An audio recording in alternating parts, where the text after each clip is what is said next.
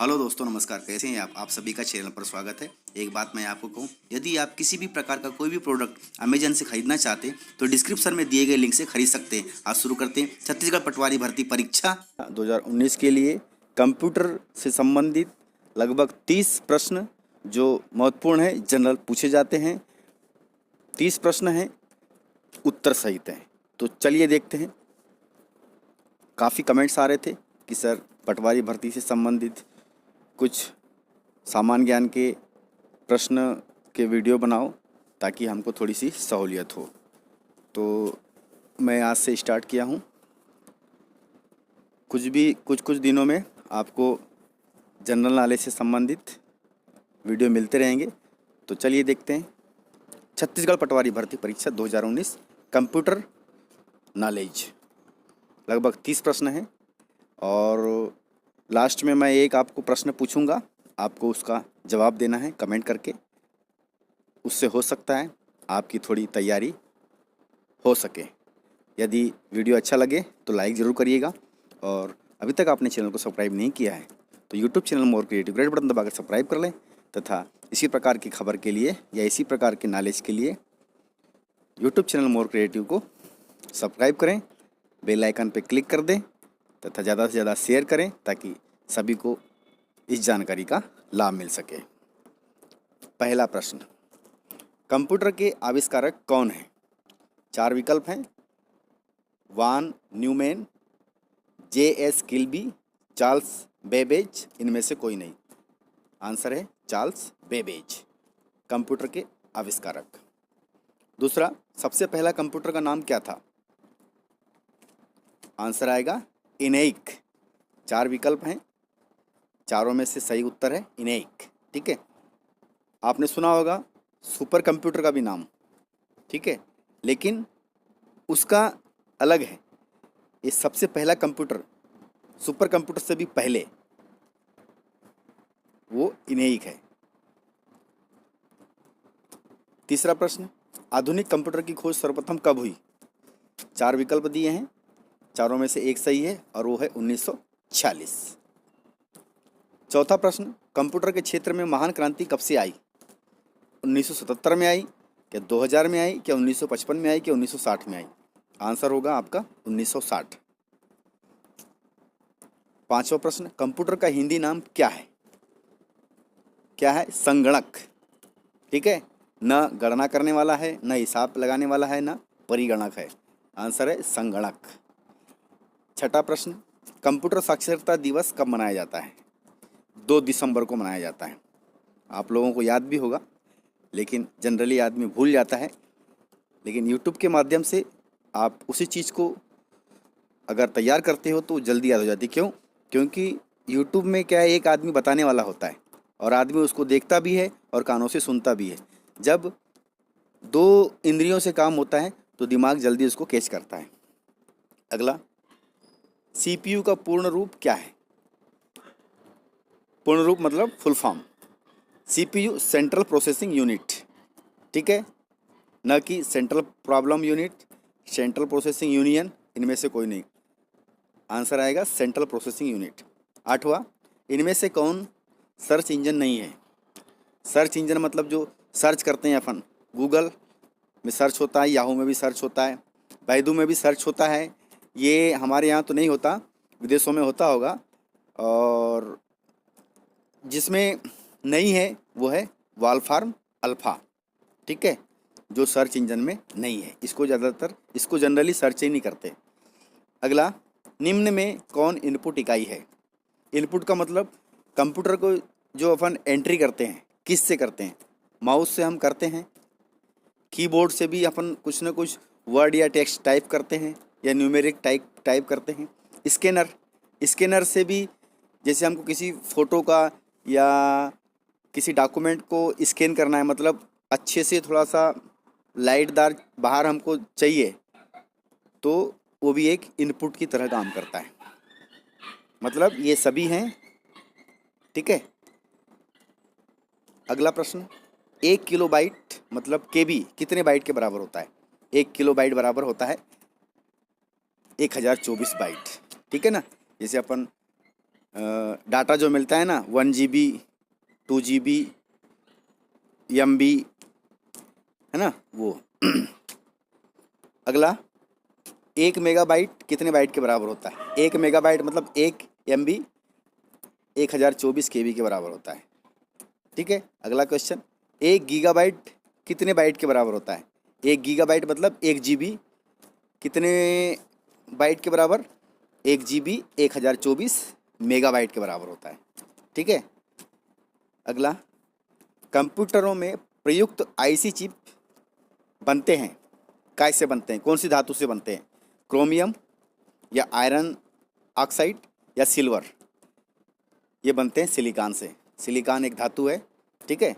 वैसे तो ये तीनों धातु हैं, क्रोमियम, आयरन ऑक्साइड, सिल्वर, ये तीनों धातु हैं, लेकिन सिलिकॉन से ही बनाया जाता है ज़्यादातर। अगला प्रश्न इंटरनेट के पते में पद HTTP का सही विस्तृत रूप क्या है? HTTP के बारे में मैं आपको बताऊं, ये एक विश्वसनीय वेबसाइट का लोगो होता है। जैसे आप www, है ना, उसी प्रकार से HTTPS, उसके बाद // उसके बाद कोई भी वेबसाइट डाली जाती है। अगर इसके सामने किसी भी वेबसाइट के सामने ये लगा है, इसका मतलब वो विश्वसनीय वेबसाइट है। उस पर आप कुछ भी सर्च कर लो, कोई दिक्कत नहीं है। अगर जहाँ पे ये नहीं लगा है HTTPS, तो वो फर्जी वेबसाइट होती है। ये हमेशा आप ध्यान रखें। तो इसका फुल फॉर्म क्या होता है? Hyper text transfer protocol. ठीक है, HTTP। अगला किसी कंप्यूटर के प्रोग्राम में बच्चों द्वारा प्रयुक्त भाषा प्रायः कौन सी होती है? बेसिक, जावा, लोगो, पायलट। बेसिक एक लैंग्वेज है, जावा भी एक लैंग्वेज है, लोगो बच्चों के लिए उपयोग की जाती है। ठीक है। और फिर अगला प्रश्न, एक सुहावा निजी कंप्यूटर जो आपकी गोद में रखने लायक छोटा सा होता है क्या कहलाता है? Notebook computer. ठीक है ना, आजकल ये भी आ रहे हैं मार्केट में। आंसर होगा नोटबुक। अगला कोडांतरक एक प्रोग्राम है, वह निम्नलिखित में से किससे प्रोग्राम का रूपांतरण है? क्या मशीन से निम्न स्तर तक, या निम्न स्तर से उच्च स्तर तक, या उच्च स्तर से कोडांतरण तक? आंसर आएगा कोडांतरक एक प्रोग्राम है जो कोडांतरण से मशीन तक का रूपांतरण करता है। ठीक है।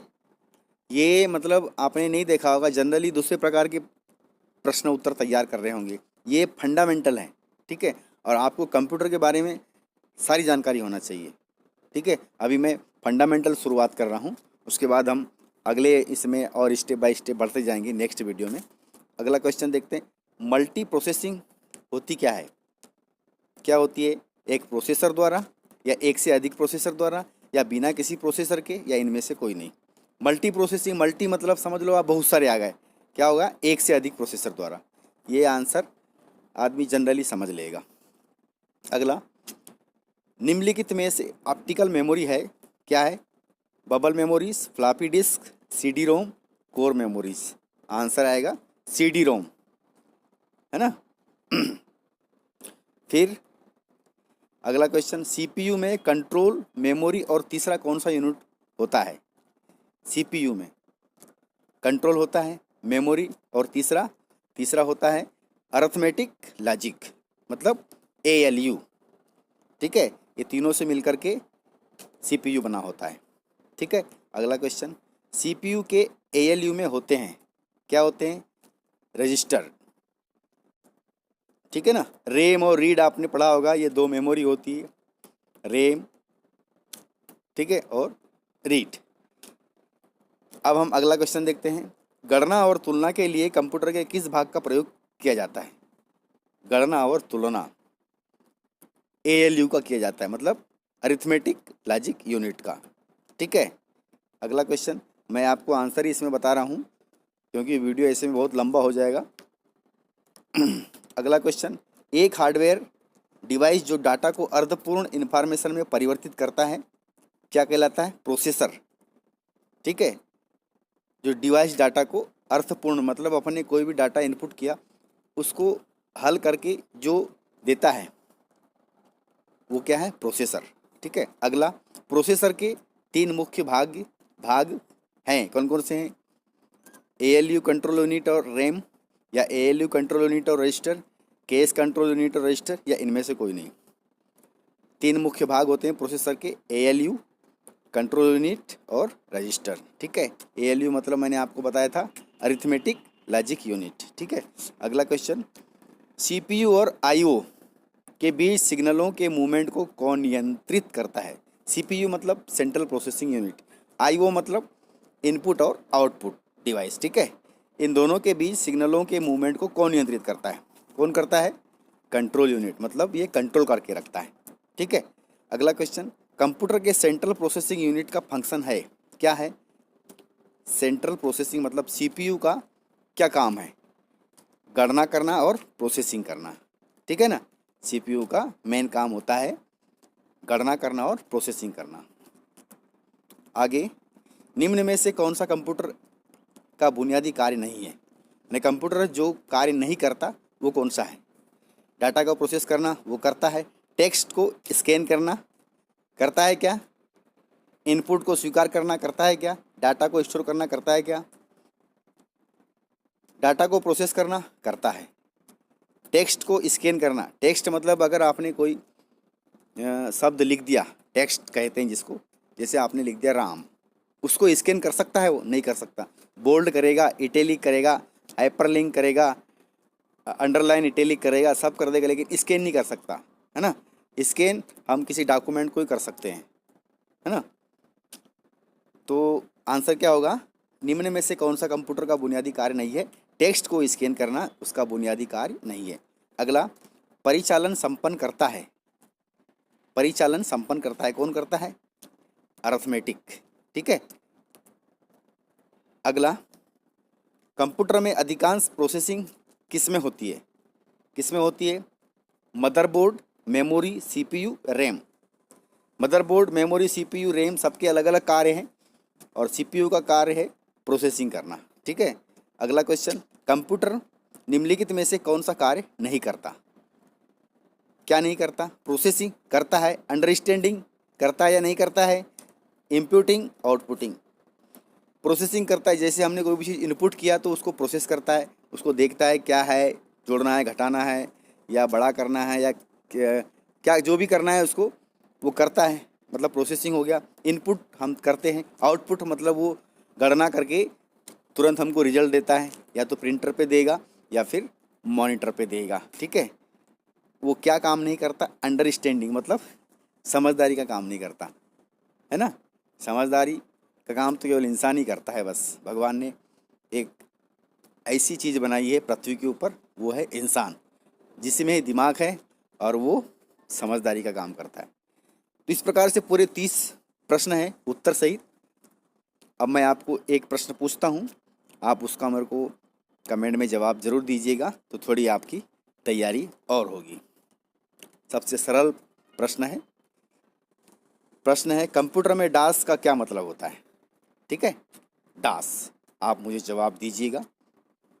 तो इस प्रकार से लगभग 30 प्रश्न थे, आपकी कुछ हद तक मदद होगी और मैं कोशिश करूँगा इसी प्रकार और आपकी तैयारी कराने की कोशिश करूँगा। यदि आपको वीडियो अच्छा लगा हो तो कृपया लाइक ज़रूर करिएगा, और अभी तक आपने चैनल को सब्सक्राइब नहीं किया है तो यूट्यूब चैनल मोर क्रिएटिव को इसी प्रकार की खबरों के लिए रेड बटन दबाकर सब्सक्राइब कर लें, तथा नेक्स्ट वीडियो के लिए बेल आइकन पर क्लिक कर दें, ताकि अगले वीडियो का नोटिफिकेशन आपको शीघ्रता से मिले। तो मिलते हैं सर अगले इसी प्रकार आपके काम की खबर के साथ, तब तक के लिए जय हिंद।